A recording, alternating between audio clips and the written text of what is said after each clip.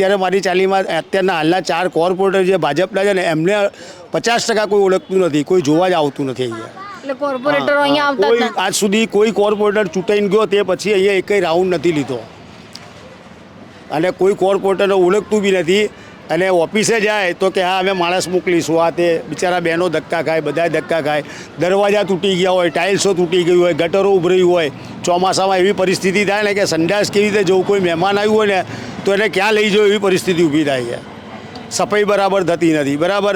અને આ લોકો કે આ અમે કરાવડાવીશું, પણ અહીંયા કોઈ કામ થતું નથી. છેલ્લા જ્યારથી આ કોર્પોરેશનમાં એ પછી અમારું કોઈ કામ થતું જ નથી આ ચાલીનું. એટલે અહીંયા કેટલા લોકો વસવાટ કરે ટોટલ છે આ ચાલીમાં? 108 મકાન છે આ ચાલીમાં. અને કોઈ બી તમે જુઓ આવે તો ઊભા બારોબાર નીકળી જાય. ઓફિસરોને કહે કે ભાઈ, તો ઓફિસરોએ કોઈ સાંભળતા નથી. આ તમે નળ જુઓ, પાણીના કેવી પરિસ્થિતિ છે. ઢીચણ સુધી પાણી ભરેલા, એમાં આ લોકો પીવાનું પાણી ભરે છે.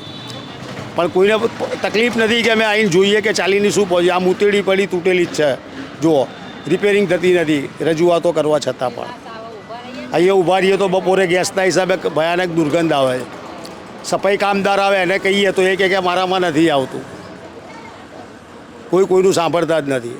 એટલે અમે તો કંટાળી ગયા છીએ આ સરકારથી.